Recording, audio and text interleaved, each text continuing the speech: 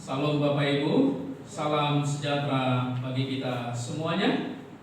Kami dari tempat ini mengucapkan selamat beribadah kepada Bapak Ibu sekalian yang saat ini berada di tempat masing-masing, stay home sebagaimana anjuran pemerintah untuk kita boleh menjaga keselamatan kita. Dan kami juga mengucapkan selamat Jumat Agung, dan pada hari ini kita telah memasuki masa Jumat Agung di mana Yesus pada waktu itu telah memasuki penderitaan dan disalibkan dan mati. Saatnya bagi kita sekarang ini untuk bersama-sama mendengarkan kebenaran firman Tuhan dengan tema sudah selesai, yaitu seluruh pekerjaan misi yang diemban oleh Yesus sebagai anak Allah. Dan sebelum kita mendengarkan firman ini, marilah kita bersama-sama bersatu dalam doa kita. Ya Tuhan Allah kami bersyukur pada hari ini kami boleh datang ke hadapan Tuhan. Kami datang memuji-muji Tuhan, memuliakan Tuhan dan menyembah Tuhan. Kami bersyukur dan berterima kasih kalau Tuhan masih memberikan kesempatan bagi kami untuk menikmati persekutuan dengan Engkau. Sekalipun kami terpisah oleh tempat, namun kami dipersatukan oleh iman percaya kami dan dipersatukan oleh Roh Tuhan. Saat ini, pada masa Jumat Agung ini, kami mau mendengarkan firman-Mu berbicara kepada kami, supaya kami boleh mengerti akan arti pengorbanan-Mu, supaya kami boleh kiranya menjadi pribadi-pribadi yang semakin mencintai Tuhan dalam hidup kami. Karena itu ya Tuhan, kami menenangkan hati dan pikiran kami, dan berfirmanlah bagi kami semua. Di dalam nama Tuhan kami Yesus Kristus, Putra-Mu yang tunggal itu, kami berdoa dan mengucapkan syukur kami. Amin. Saudara-saudara yang saya kasihi dalam nama Tuhan kita Yesus Kristus, dalam Jumat Agung ini kita akan bersama-sama untuk mendengarkan firman Tuhan yang terambil, saya mengambil sebuah pembacaan yang ringkas, yaitu dari Yohanes 19 ayat 28 sampai ayat yang ke-30, langsung menunjuk kepada tema kita pada saat ini, yaitu sudah selesai. Yohanes 19 ayat 28 sampai 30 demikian berbunyi. Yesus mati. Sesudah itu karena Yesus tahu bahwa segala sesuatu telah selesai, berkatalah ia, supaya genaplah yang ada tertulis dalam kitab suci. Aku haus. Di situ ada suatu bekas penuh anggur asam. Maka mereka mencucukkan bunga karang yang telah dicelupkan dalam anggur asam pada sebatang hisop, lalu mengunjukkannya ke mulut Yesus. Sesudah Yesus meminum anggur asam itu, berkatalah ia, sudah selesai. Lalu ia menundukkan kepalanya dan menyerahkan nyawanya. Saudara-saudara yang saya kasihi, dalam dunia kuno atau pada masa dulu, cara mati yang paling ditakuti adalah penyaliban.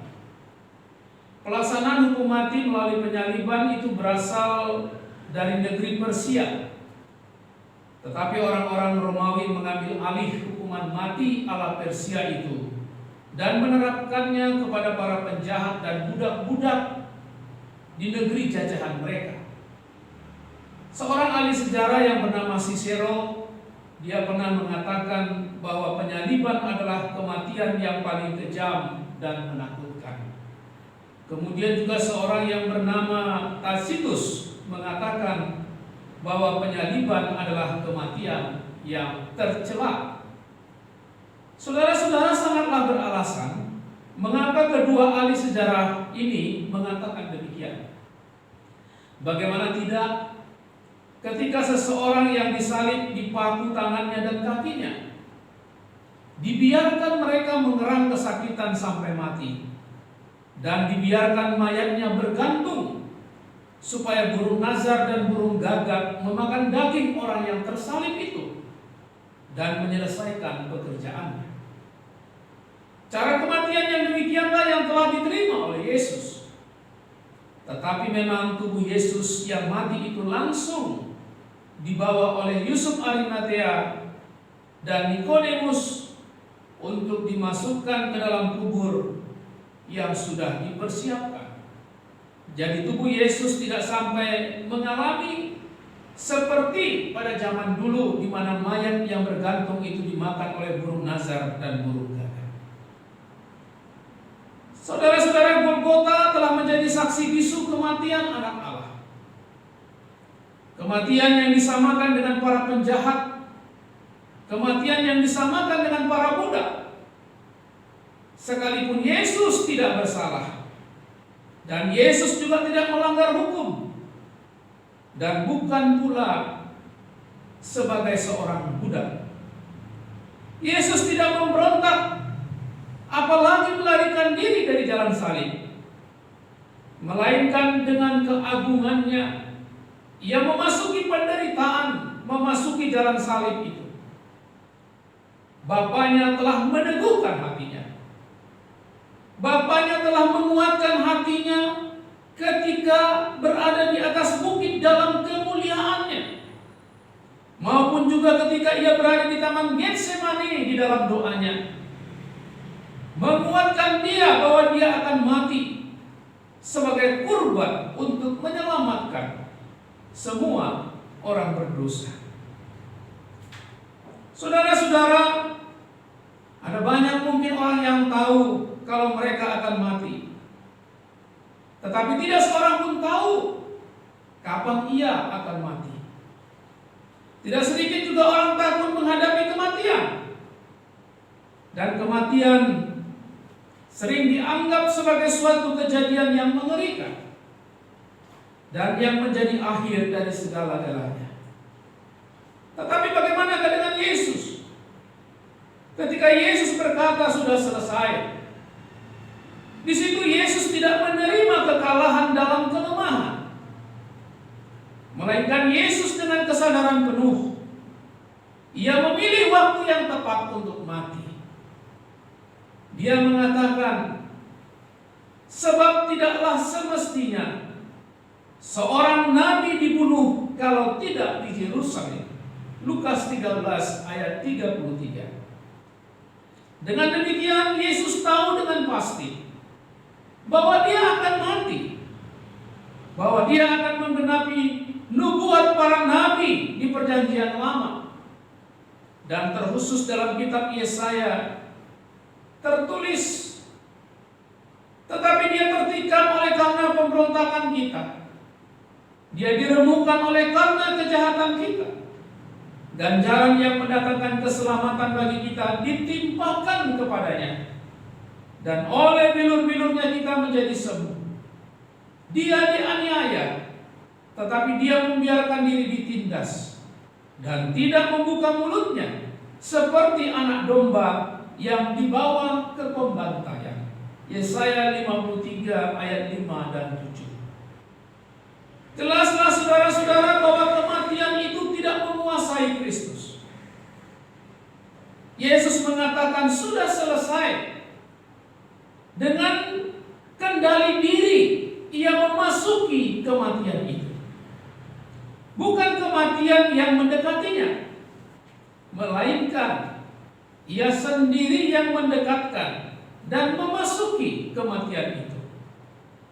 Kematian menyempurnakan pekerjaannya di dunia ini untuk menebus dosa-dosa dunia, dosa-dosa saudara, dosa-dosa saya, dan dosa-dosa kita semua, dosa-dosa anak cucu kita.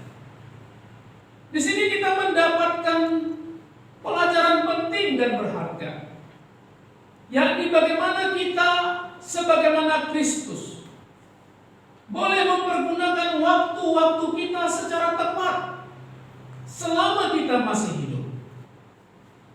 Tidak sedikit orang berpendapat bahwa usia mereka terlampau pendek untuk melakukan segala sesuatu yang ingin mereka lakukan. Akan tetapi kita melihat Yesus mempergunakan tahun-tahun terbaik dalam hidupnya, usia 30-an, Dalam waktu 3,5 tahun ia berkarya untuk mengajar, memberikan teladan kepada murid-muridnya. Dan dalam beberapa tahun sesudah dia berkata, sudah selesai, murid-muridnya telah menggoncangkan dunia dengan membawa kabar baik ke seluruh dunia. Kita melihat Yesus mempergunakan tahun-tahun terbaik dalam hidupnya untuk melakukan pekerjaan Bapa. Jangan menunggu, sebab waktu berlalu begitu cepat. Marilah kita memberikan waktu dan tahun-tahun terbaik kita juga untuk melayani Tuhan, sehingga kita suatu ketika dapat juga berkata seperti Kristus, sudah selesai. Kalau kita melihat peristiwa kematian Yesus di keempat kitab Injil, hanya Yohanes saja yang mencatat di mana Yesus berkata sudah selesai. Dan kata sudah selesai dalam bahasa aslinya, bahasa Yunani, tetelestai, juga berarti sudah mencapai tujuannya atau sudah tepat sasaran. Dan saat terakhir Yesus mengembuskan nafas adalah saat di mana ia menyelesaikan, sudah selesai semua tugas yang dipercayakan Bapa kepadanya. Apa yang dilakukannya sudah mencapai tujuannya seperti yang diinginkan Bapanya. Dia tidak mengatakan sudah selesai dengan rasa kesal yang kalah. Dia mengatakannya sebagai seorang yang menyerukan sukacita karena kemenangan. Dia kelihatan kalah di kayu salib, namun dia tahu bahwa dia telah menang, karena seluruh rencana Bapanya telah tergenapi di dalam dirinya. Yesus telah mempersembahkan kurban, yaitu tubuhnya sendiri, sekali untuk selamanya. Kematiannya memberikan kehidupan bagi kita semua. Sebenarnya kitalah yang tersalib itu, sebab kita adalah orang berdosa dan orang yang jahat di mata Tuhan. Tetapi Yesus mengambil tempat kita dan menggantikan posisi kita, supaya kita tidak dihukum, melainkan beroleh keselamatan. Dia mati karena dia mengasihi kita. Dia mengambil jalan penderitaan supaya kita hidup berdamai dengan Allah. Dia telah menyelesaikan hukuman kita di tiang salib. Kita tidak pernah secara khusus menghitung hari-hari kita. Tahu-tahu kita sudah tidak sanggup lagi berlari kencang, tidak sanggup lagi mengangkat beban yang berat, tidak mampu lagi melihat dengan terang, dan banyak keterbatasan lainnya. Kecepatan waktu seringkali tidak dibarengi dengan kualitas hidup. Tetapi hari ini firman Tuhan mendorong kita untuk memberikan waktu dan tahun-tahun terbaik kita untuk melakukan kehendak Allah, sehingga suatu ketika dalam waktu yang tidak kita duga, Tuhan katakan kepada kita dengan suara yang jelas, tugasmu sudah selesai. Demikianlah firman Tuhan. Berbahagialah mereka yang mendengar dan melakukan firman-Nya. Amin. Kita berdoa. Tuhan Bapa yang baik, terima kasih untuk kebenaran firman-Mu. Kami rindu Tuhan, kami dapat menyelesaikan pertandingan kehidupan ini dalam iman yang tetap setia kepada Engkau. Kuatkanlah kami dan topanglah kami dengan kuasa Roh Kudus-Mu, agar kami boleh terus hidup di hadapan-Mu, dan agar kami boleh terus dapat melakukan apa yang Kau kehendaki dalam kehidupan kami.